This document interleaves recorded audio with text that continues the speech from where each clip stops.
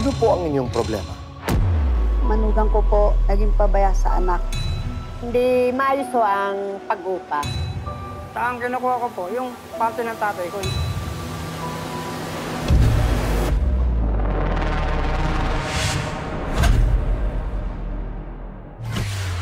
Magandang gabi Pilipinas at buong mundo. Ito po ang Cayetano in Action, The Producer's Cut. Ngayong gabi, matutunghayan po natin ang iba't ibang problema. Ang una pong kwento ay may kinalaman sa isang ina at ang kanyang manugang. Sabi ng manugang, hindi na niya matiis ang masasakit na mga salita ng kanyang biyenan. Sabi naman ng biyenan, hindi mabuting ama ang napangasawa ng kanyang anak. Ang naiipit ang kanyang anak at ang kanyang mga apo. Hindi man lang nila sinabi na nadisgrasya yung anak nila. Ang katwiran ng anak ko, baka magalit daw ako. Nagsisisi daw po siya, ba't ako pa daw ang pangasawa ng anak niya? Sabi ko nga, kung nagsisisi ka, di utusan mo yung anak mo, iwanan ako. Ang pangalawang kwento ay tungkol naman sa tatlong magkakapatid, ang kanilang ama, pati na rin ang kanilang mga asawa. Ito'y may kinalaman sa pag-aari ng kanilang ama na naipangalan doon sa isa sa mga kapatid. Sino ba ang tunay na may-ari? Ang naiipit, ang isang ama na ang gusto lang naman ay kapayapaan sa kanyang pamilya. Ang kinukuha ko po, yung parte ng tatay ko, hindi naman po kami sa kanila nakikita eh. Wala naman kaming habol sa lupa. Kami, meron pare-pares matirahan. Our third story ay may kinalaman naman sa isang nagpapaupa at isang nag-uupa. Sabi ng nagpapaupa ay mahigit 100,000 piso ang hindi pa naibabayad sa kanya. At gusto na sana paalisin ang nag-uupa sa kanyang maliit na paupahan. Sabi naman ng isa, dahil sa pandemya ay nawalan siya ng kapasidad magbayad ng upa. Ang naiipit dito ay ang sana'y magandang pagkakaibigan at masayang pagkakapit-bahayan. Ang bahay po namin na tinitirahan, iba-iba na. Sabi ko sa kanya, ipaayos mo. Pinaalis ko na sila. Ayaw pa rin umalis. Hindi naman naabot ng 10 buwan na sinasabi mo hindi ako nagbabayad. Hayaan mo, ngayon. Ngayong gabi, dito sa Cayetano in Action with Boy Abunda, The Producer's Cut, ay mapapanood po ninyo ang mga kwento na maaaring pamilyar na po sa inyo, pamilyar sa akin. Dahil ang mga kwentong ito ay mga kwento ng ating kapwa-tao at mga kapwa Pilipino.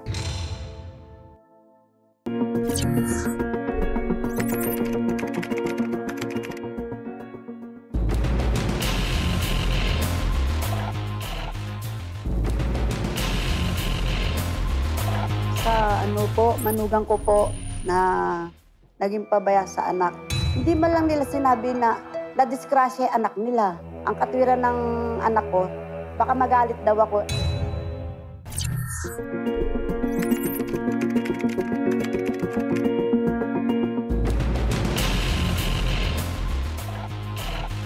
Kaya ayoko naman po lumapit sa kanila. Sabi niya, wag daw kami yung tulong sa kanila. Wag daw kami lalapit sa kanila pag kami umalis na sa kanila. Sabi niya, nagsisisi daw po siya, ba't ako pa daw ang pangasawa ng anak niya?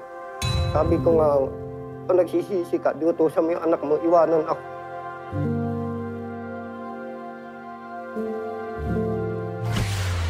Iba-iba tayo ng paraan ng pagpaparamdam ng pagmamahal. Iba ako, iba ikaw, iba si Nanay Angelita, iba si Christian, iba si Christine, ang kanyang asawa. Ang kanilang minamahal ay ang mga apo ni Nanay Angelita, mga anak ni Christine at saka ni Christian. Ito ang ugat ng problema nila, pagmamahal sa mga bata. Para kay Christian, noong humabol ang kanyang anak at gusto sumama dahil siya pupunta sa kanyang mga barkada sa isang inuman, yun ay bahagi ng pagiging isang mabuting ama. Pwede pa nga niyang sabihin, mahal ko ang anak ko eh.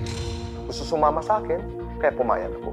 Ang pananaw ni Nanay Angelita, ang kanyang biyanan, ay hindi gawain yan ng isang responsableng ama.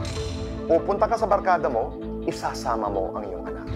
Ang tanong, sino kina Nanay Angelita at Christian ang tama? Pwede kang ipakulong. Kasi yung ginawa mo sa anak mo, pasok sa vowsy yon at pasok sa child abuse. Hindi po tunay na aksidente yon. Nung sinakay mo yung anak mo, sa motor pa naman, tapos lasing yung nagdadrive at lasing ka rin, may neglect ka doon. Siyempre, kung ako man ang lola at mahal na mahal ko yung apo, ang gusto niya marinig ngayon, hindi mangyayari na ulit yon. Pero kung sasabihin natin, aksidente lang ho kasi, hindi naman ho ako lasing, etc. Tanong ko, makakatulog ba siya ng mahimbing na walang mangyayari? Dito sa Cayetano in Action, patuloy kong natututunan na hindi lahat ng inaakalang tama ay tama. Katulad na lamang ng isang ama. May karapatan ka isamang iyong anak kahit saan dahil tatay ka.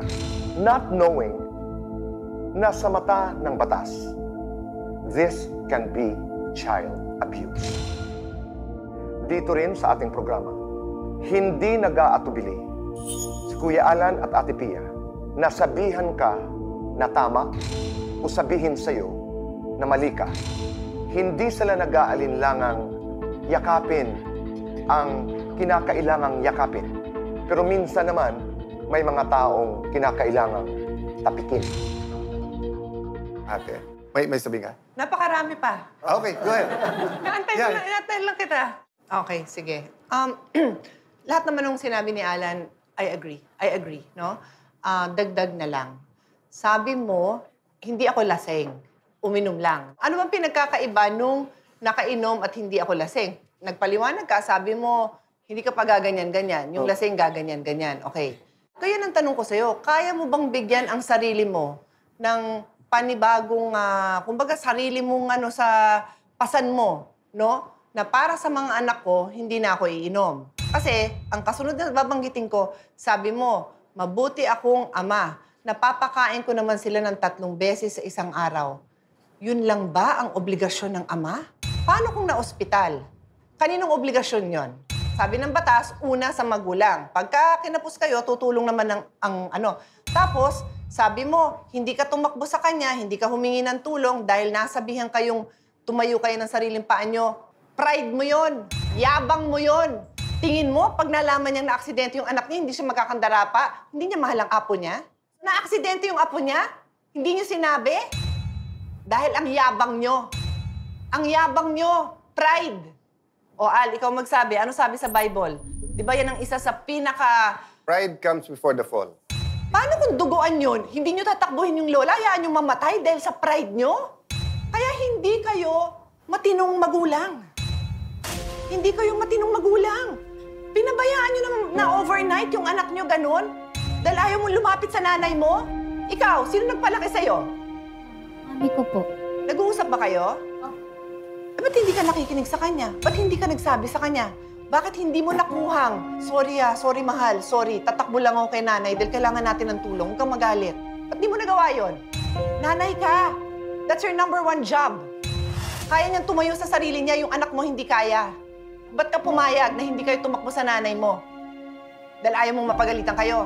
Eh, papagalitan talaga kayo para kayong bata. Hindi kayo parang magulang kumilos. Kakampi ko siya. Kahit na sabihin yung makulit siya, kahit na sabihin yung andakdak, dahil mahal niya kayo, dahil mahal ka niya. Ang naiipit sa ingay na ito ay si Christine na pwede naman talagang lumapit sa kanyang ina at sabihin kailangan nila ng tulong.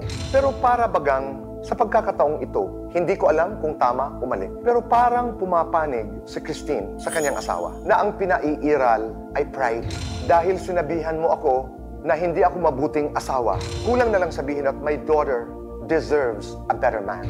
Lumala ang problema dahil sa aking paningin, relasyon, pag-ibig in this context can blur our vision. Dahil dumating itong kasong ito na ang pinanigan ni Christine ay ang paniniwala na ang problema ay ang pangingialam ng kanyang ina at hindi ang pagkukulang ng kanyang asawa. Hindi mangyayari yung future niyo. Ito na nga eh. Biyaya siya ng Diyos sa inyo. Meron kayong nanay na mag-aalaga, magsasalo. Kung kapos kayo, tutulungan kayo. Tapos dini-SWD mo? Bakit? Nanakawin ba niya yung mga anak mo? Hindi po. Ayaw lang po niya kasi pong ibigay. Eh kasi saan mo dadalhin? Mauwi po kami ng probinsyang Mag-iina. O, ba't pina-DSWD mo kaagad? Nag-usap ba kayo ng maayos? Ilang buwan mo iniwan sa kanya yung mga anak mo? Nasa 3 buwan po. 3 buwan.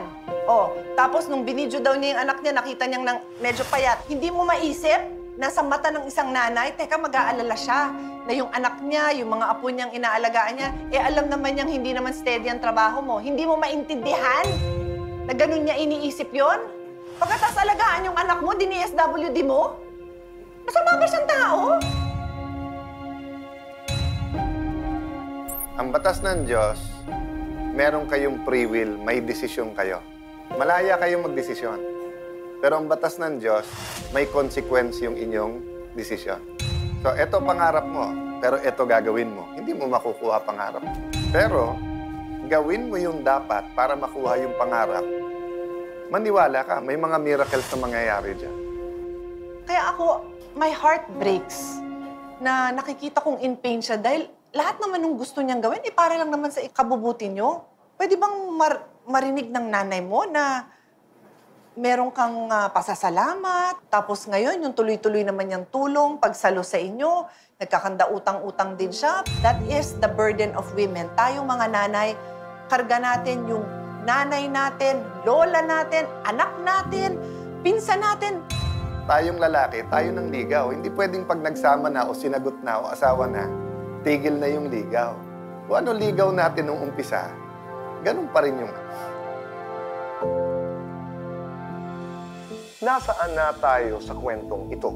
Meron ng bata na napilayan, meron ng isang ina na dinala sa DSWD. Marami ng mga masasakit na salita ang binitawan. Marami ng sama ng loob ang kinimkim. Maaayos pa ba ang problemang ito? Yan ang ating katanungan.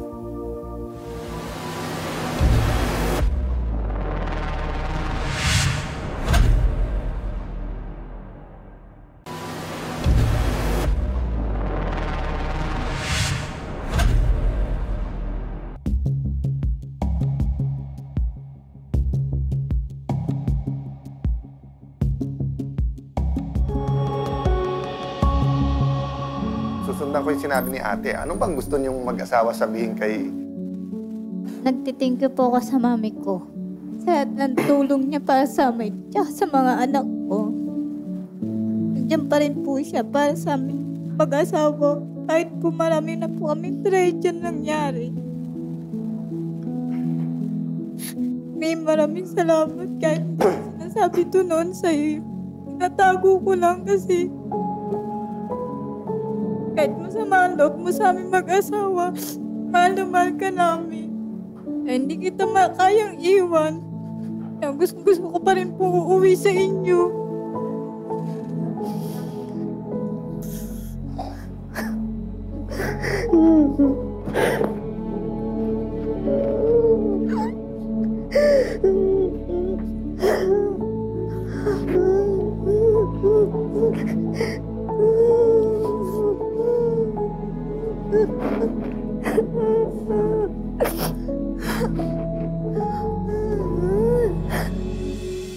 Nag-umpisa ang problemang ito na may kinalaman sa pagmamahal sa mga apo ni Nanay Angelita, sa mga anak ni Christian, naiipit si Christine at ang mga bata.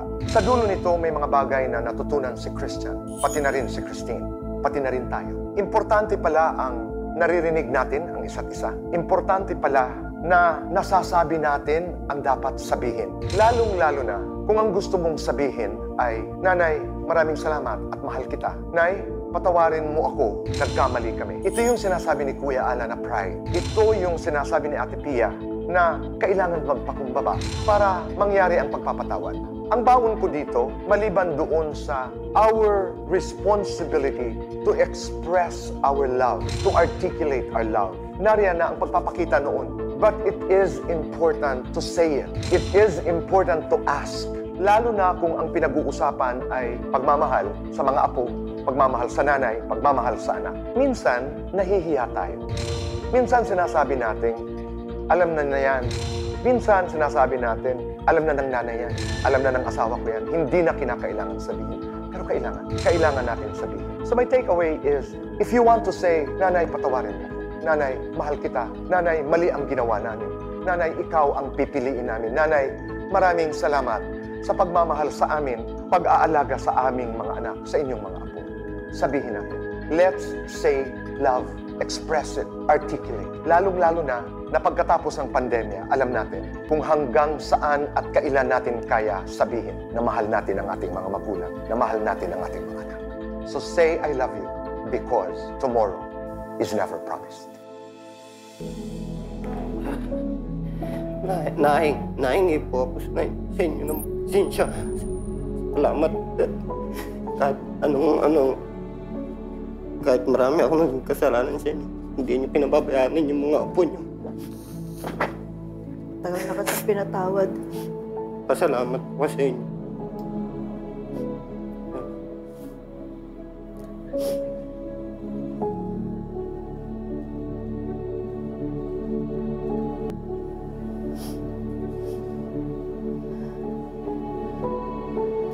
Sa akin lang naman patunayan nyo na talagang magbabago kayo. Hindi dito lang, sana tuloy-tuloy na yung pagbabago nyo. Dahil para rin naman sa mga anak nyo yan hindi para sa akin Dahil kung hindi ko kayo mahal, hindi ko mahal ang mga anak nyo, di sana matagal ko na kayo hindi tinanggap. Asa mahal na mahal ko yung mga anak nyo, lalo-lalo na tong asawa mo Sana magbago ka na, Christian.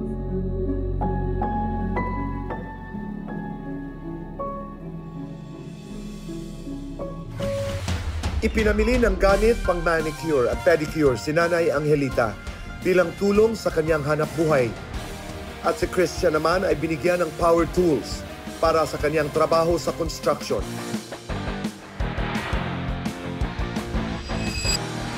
Binalikan muli ng programa ang pamilya ni na Christine at Christian at dinala sa doktor ang mga bata para ipa-check up.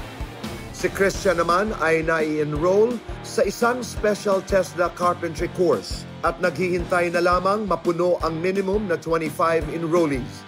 After the training, we make sure na magkakaroon sila ng trabaho. We offer them job. Oras na mag-umpisa si Christian sa TESDA course. Sasagutin ng programa ang allowance niya habang nag-aaral.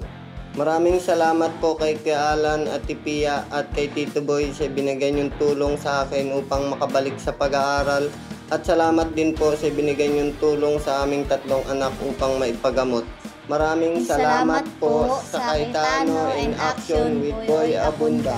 Ang gaan-gaan sa mata, ang sarap-sarap panoorin, ang isang pamilya na masaya. Nakangiti si Nanay Angelita, punong-puno ng pag-asa si Christian. Masaya si Christine, naglalaro ang mga bata. Ang dasal namin ay sanay, mahaba pa ang takbuhin ng kwento nila na nagmamahalan. Hindi perpekto ang buhay, walang perpekto na kwento. Pero pag ito'y nasuportahan ng paggalang, ito'y nasuportahan ng respeto, kinakalimutan ng pride dahil sa pagmamahal sa pamilya, sa nanay, sa mga anak, this is going to be a better world. Maraming salamat, Kuya Alan. Maraming salamat, Ate Pia, for caring, for listening. Maraming salamat sa inyong pagtulong sa napakarami nating kababayan na lumalapit, baon-baon ang kanilang mga problema. Minsan, it's just about listening. Minsan, it's just about someone looking at the eyes of someone who's going through difficult times.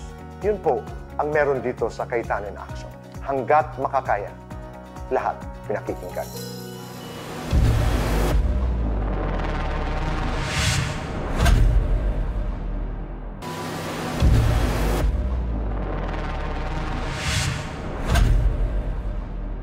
Ito naman ay kwento ng magkakapatid na di Diyos, si Francisco, Victorino at Ruel, at ang kanilang ama na si Rogelio.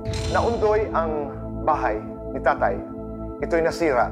Lumapit si Victorino sa barangay para humingi ng tulong. Siya ay pinayuhan na para mas mabilis ang makahingi ng tulong sa pagpapaayos ng property ni tatay, ay kinakailangang mailagay ito sa pangalan niya. Walang kaalam-alam si Victorino na ito ang magiging ugat ng kanilang hidwaan na magkakapatid. Dahil napunta na ang usapan sa may plano ba si Victorino na akuin ang property na ito na pag-aari ng kanilang ama. Ano ang kanyang karapatan? Dito nag-ugat at nagsimula ang problema ito.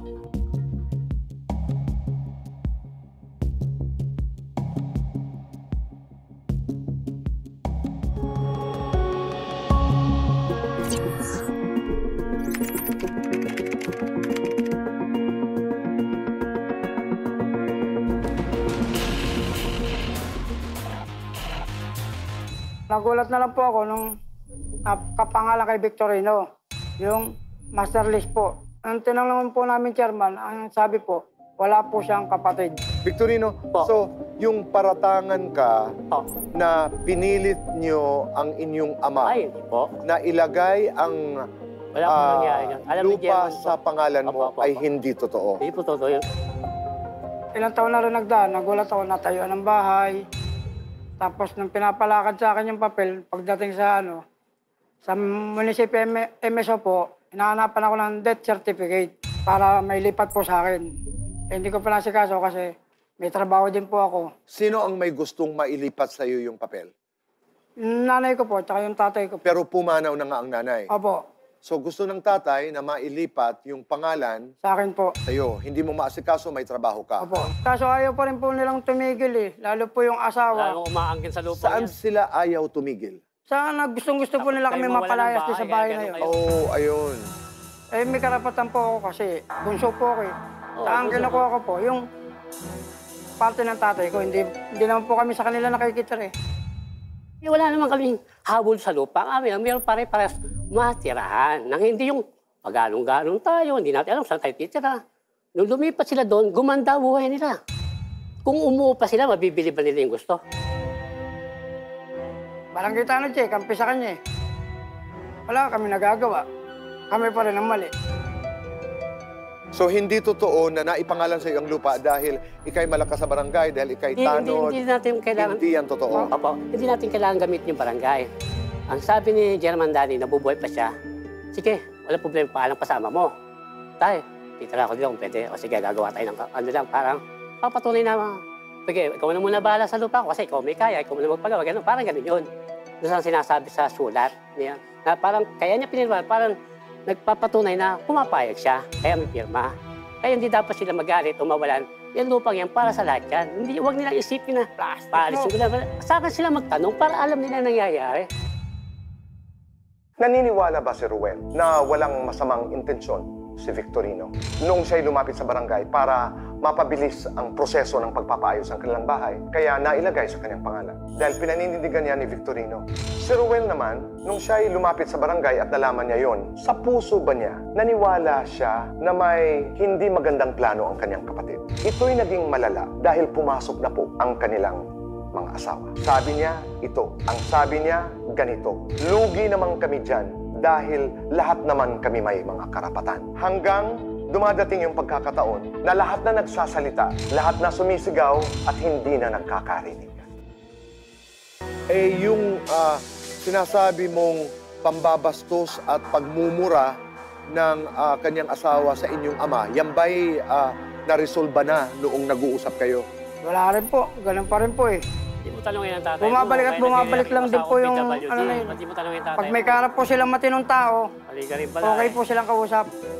Pero pag tapos na po ng mga ilang araw, babalik na po sa ugali yung babae. Halos wala na pong kabati ang kapitbahayan, yung asawa niya. Bakit daw ang inyong tatay ay doon sa likod sa isang papag na maliit, samantala kayo ay nasa harap? Kaya po napunta siya doon. Doon ang bahay niya sa loob. Doon siya nagtsatsaga para isipin niya, kawan siya. Kasi ang akin ang pananaw, kaya nagagalit ang misis ko, sinususulan din nila ang tatay. May diferensya na yung asawa ko eh. Magtutulong-tulungan nila pag wala ko. Pag nandun ako, ay nilang sabihin ng gusto niyang magsabi. Respeto na lang nila. Kahit hindi na ho kami, yung matanda lang po, marespeto nila.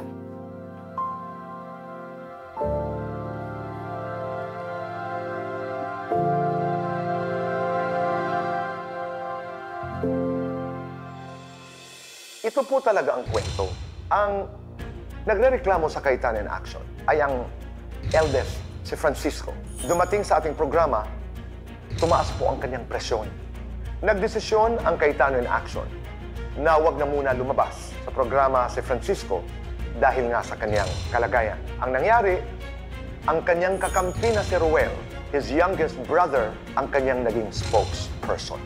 Na-involved ang kanilang mga asawa. Nariyan pa rin si Victorino, standing by his word na naipangalan lamang ang property ng kanilang ama. Dahil ito ang pinakamabilis na paraan para maayos ang bahay.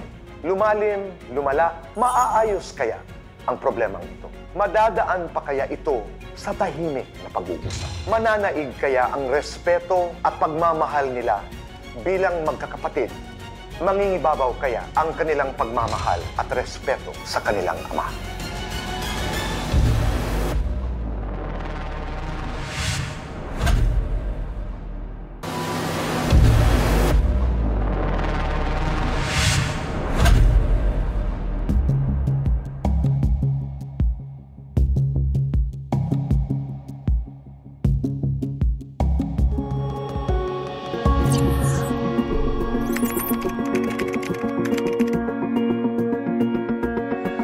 So, kanina si tatay, nasa likod ko banda. Narinig ko nung tumayo, sabi niya, parang bigla akong kinabahan, hindi ko... Hanggang doon lang narinig ko, hindi ko alam kung sinabi niya hindi ko kinaya, etc. Kasi si tatay, sa totoo lang, umalis ngayon at sinabing gusto niya magkaayos. Yun ang kanyang binitawang salita. At parang naghahanap siya ng katahimikan. Kasi wala talagang problema habang pinakikinggan ko kayo. Baka magandang makita ng tatay nyo na magkaakbay na kayo. Ang laki siguro ng gaang ng loob ng tatay nyo na yung palang pinunta nyo dito para makauwi kayong sama-sama, akbay-akbay, di ba? So, baka naman pwede kayo, magkamayan man lang kayo. So, kuya mo. Oh.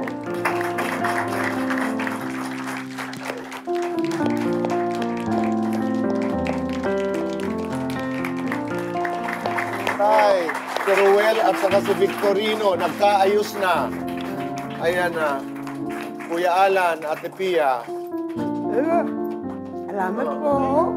Tatay, magkaayos na po sila. Nagkaayos na po sila, tatay.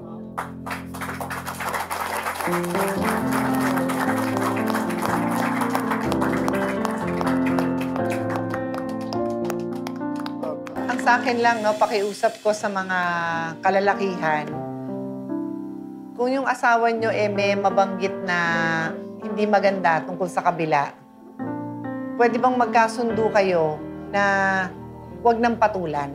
Kahit ganun lang, na tahimik lang konti para kay tatay. Ate Pia, nandito si Francisco. Sandali lang. Hindi kami ng... Hindi ko ka.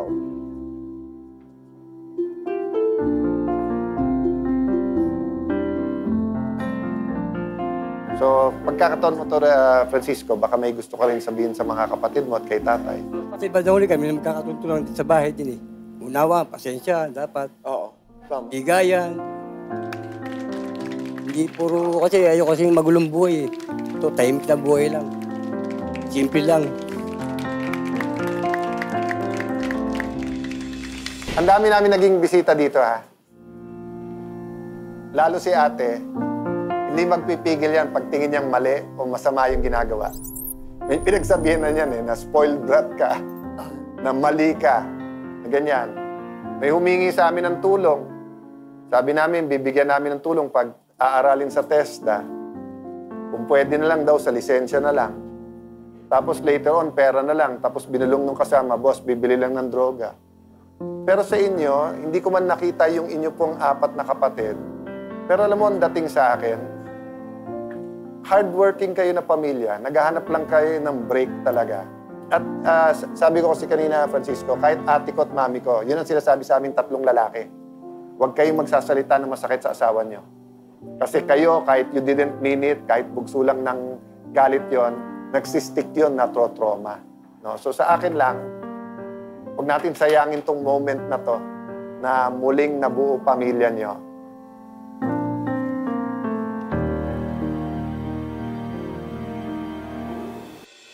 Opo, nangibabaw ang kanilang pagmamahal at respeto sa kanilang ama, kay Tatay Rogelio.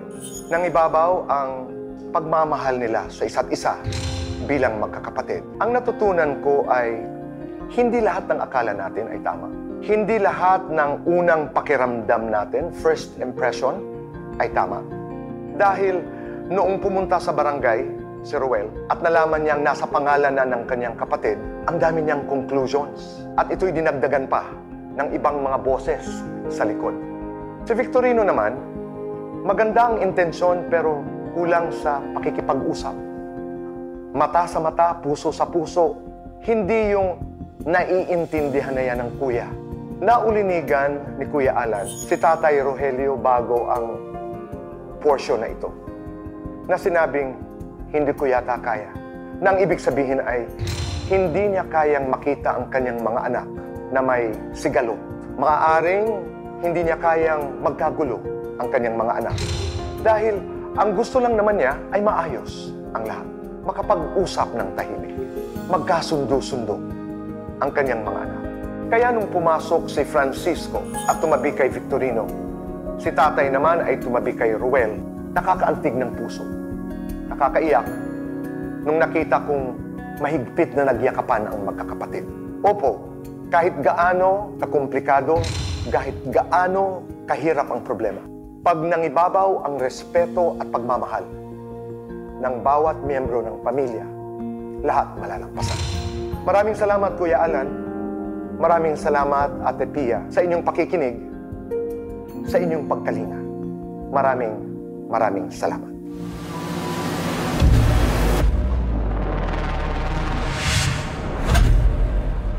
May problemang legal ka Yung ba? anak ko, natadya kanyang 3 years old. Pinaasa niya ako na hindi pala siya buntis. Paano ko po makukuha po yung anak ko pong dalawa? Magkomento o mag-message lang sa aming social media pages. We will assign you a lawyer if you want para nga mag-guide ka. You have a strong claim. Sa batas, wala tayong kawalan. Handang ipagtanggol ang inyong karapatan. Ipaglalaban natin ang totoo at yung patas. Sagot ka ng Cayetano in Action with Boy Abunda.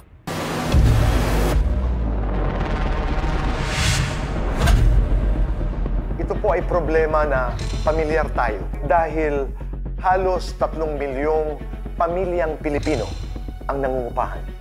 Ang kwentong ito ay may kinalaman sa paupahan, isang nagpapaupa at isang nagpapaupa. At may kinalaman sa kapasidad ng nag-uupa para magbayad ng upa. Ito po ang kwento at ang problema ni Mama Sang, ang nagpapaupa, at ni Aling Kangkang, ang nag-uupa. Maaring narinig na ho natin ang kwentong ito sa kapitbahay, sa kamag-anak. Ano ang kahihinatnan? Ano ang detalye ng kwentong ito? Saan mapupunta ang problemang ito?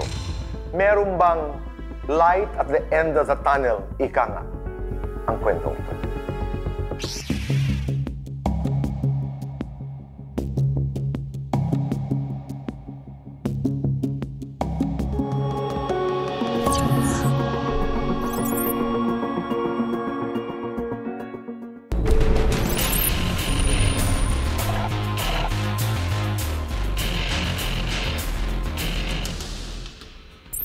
Ang pinag-uusapan po natin ay si Kangkang. Pero hindi maayos ang pag-upa nila. Kailan po nagsimula sila mag-upa sa inyo? Mga 2015. Kailan nag-umpisa magka-problema sa pagbabayad po ng upa? Ay lagi-lagi naman ho eh. Ang ano ko lang po sa kanya, yung maniningil po siya, nasa ano po sa kalsada kasi sigawan niya. Sabi ko, Mama Sang, alam mo naman, ako lang ang nagtatrabaho. Ako po isang street sweeper lang. Magkano lang po isang araw. Mga magkano na ho ang utang nila Kangkang? Nung may lista ko, nasa 100 plus ho. 1,000? Aha. Opo. Ay, hindi po. Hindi po umabot ng ganong kalaki. Aling Kangkang, magkano po ang inyong utang doon sa renta sa inyong bahay, sa iyong pagkakaalam? 6 o 7 buwan lang ang utang ko sa kanya. 6, 12, kung 7, 14,000. Bali, ano po ang nais yung mangyari ho ngayon? Dapat, pag nagbayad siya, tuloy-tuloy ang pagbabayad niya sa akin. Ang bahay po namin na tinitirahan, iba-iba na. Ang sabi ko sa kanya, ipaayos mo para maayos yung bayaran ng bahay. Ngayon po, giba na talaga po kasi malulugso na kami sa baba. Sa nakatira din po sa baba. Iba ka naman sila Kangkang ay hirap na hirap po mamasang sa buhay. Ay ano ho, ako lang po ang taong nangungupahan, yung obligasyon ay intindihin. Kasi nangungupahan ho eh. Yan naman ho ay bago ko din na ipundar, nangutang din ho ako. Nagbayad din ho ako ng obligasyon. Ang sabi ng isa ay 100,000 ang utang. Ang sabi naman ni Kangkang, hindi naman pwede. 10 buwan lang times 2005. So makikita ho natin na kanya-kanyang bersyon. Pero ano ba talaga ang kanilang kasunduan? Meron ba silang kontrata? Saan ba nakapaloob ang kanilang kasunduan? Ate Pia, Kuya Alan, si Aling Kangkang, at saka si Mama Sang. Mama Sang, nung una mo pinarenta sa kanya, ganun na po yung bahay or nasira siya over time? Maayos ho yung bahay. Maayos Sila yung bahay. tumira. Mama Sang, kung siya'y mananatili dun sa bahay niya, anong hinihingi mo sa kanya? Bayad ho na buwan-buwan.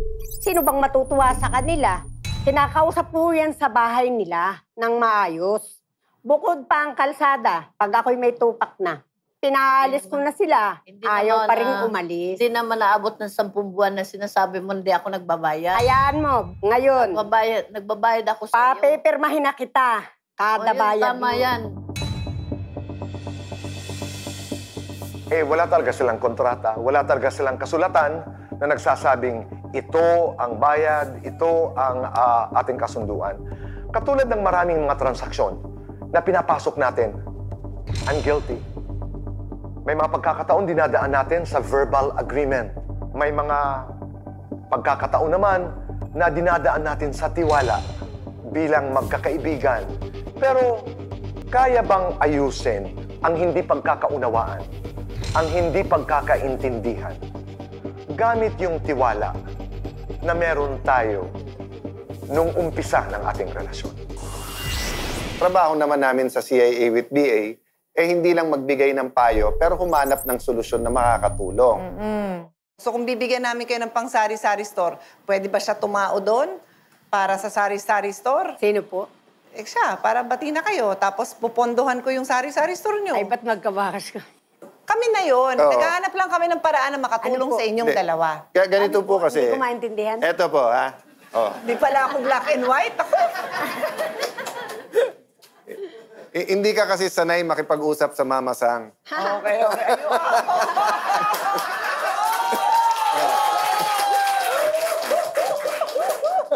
Okay. Oh. Mama Sang, para makatulong sa'yo, babayaran namin ang ilan buwan niya. 'Di ba? So may cash ka na. May cash ka na. Pero ikaw, may hanap buhay ka na. Tutulungan namin siya magkasari-sari store. Siya may hanap buhay, dalawa na re-rentahan niya sa'yo. Yung bahay niya at yung katabi. So, win-win. Panalo ka dahil may pangrenta ka na 2,000 naman. Tapos yung katabi mo sa sari-sari store pa, ngayon siya, obligasyon na nila ng asawa niya na palaguin yung sari-sari store. Ang gusto naming gawin, maayos yung kabuhayan mo para maayos kabuhayan niya para wala na kayong problema. Tsaka baka gusto mo rin ng negosyo. Baka sabi niya, baka hindi ka namin inaalok. Gusto mong iwanan yung pagmamasahista mo at mag-try Ano nga po talaga gusto kong magnegosyo. Kasi kita mo. Ang massage, hindi naman laging meron. Okay. On call. Ang manicure ko din, ganun din. Gusto ko talagang mag-businessan. Anong business gusto nyo? Mga pagtitindahan din ho. Okay. Maganda ho yan, magkatabi. Mama Sang, Kangkang. Okay. Parang Chinese restaurant yun. Mama Sang, Kang. Bago naman tayo umalis, di ba? Kang, anong masasabi mo rin kay Mama Sang? Mama Sang, maraming salamat po. Hindi naman po ako nagtanim ng sama ng loob sa iyo. Sana, tuloy-tuloy na lang yung pagbabayad. Kasi may obligasyon naman kayo sa akin. Pinaghirapan ko rin. Pagkamayan naman kayo.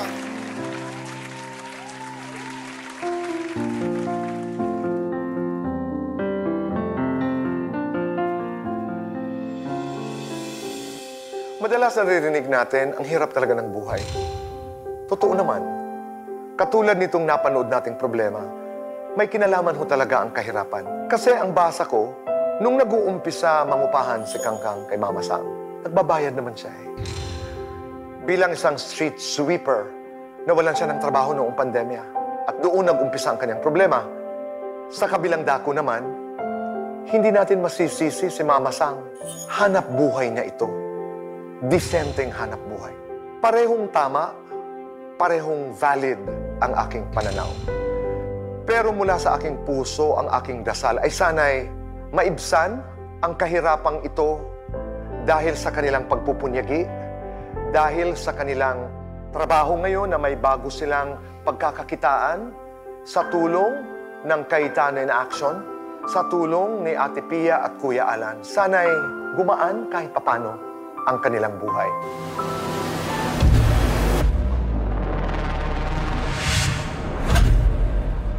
May problemang legal ka Yung ba? anak ko, natadya kanyang 3 years old. Pinaasa niya ako na hindi pala siya buntis. Paano ko po makukuha po yung anak ko pong dalawa?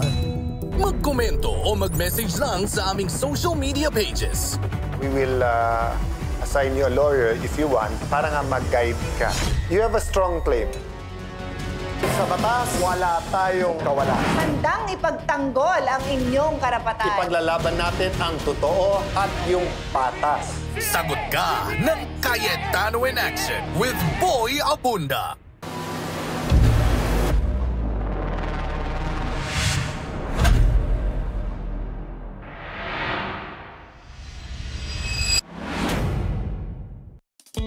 Sinagot ng Cayetano in Action with Boy Abunda ang ilang buwan na upa ni Kangkang kay Mama Sang. Nabigyan din ng school supplies ang kanilang mga anak noong nag-umpisa ang pasukan. Noon ay napag-usapan ang livelihood assistance sa kanila.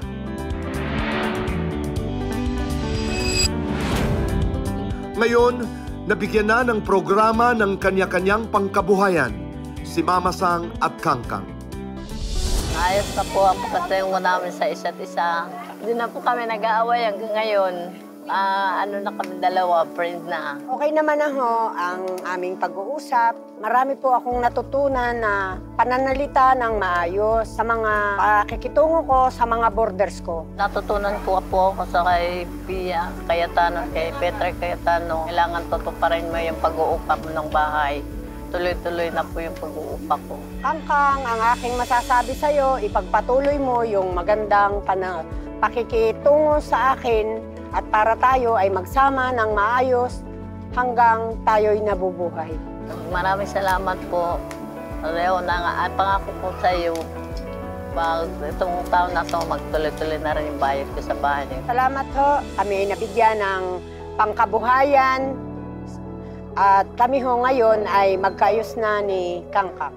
Maraming salamat po. Para po sa pangkabuhayan namin na binibigay nila. Maraming salamat po. Maraming salamat po sa Cayetano in Action with Boy Abunda. Ano ang mga natutunan natin ngayong gabi? Sa unang kwento ni Nanay Angelita, Christian, Christine at ang mga bata ay pagpapatawad, pagmamahal. Pinairal nila ang pagmamahalan. Ang pangalawang kwento naman ng magkakapatid na Francisco, Victorino, Ruel at ang kanilang amang si Tatay Rogelio. Pinahalagahan nila ang pamilya, pati na rin ang respeto at pagmamahal. Ang pangatlong kwento ni Mama Sang at ni Kangkang ay tungkol sa pag-asa dahil sa pagkakataon na ibinigay sa kanila at niyakap nila para makapagsimula muli. Naalala ko po lamang ang sinabi ng dakilang Martin Luther King. And to paraphrase him, sabi niya, hindi po lahat kaya maging tanyag. Not everyone can be famous, but everyone can be great because greatness is determined by service. Ito po ang Cayetano in Action with Boy Abunda, the producer's cut. Magandang gabi, Pilipinas at buong mundo.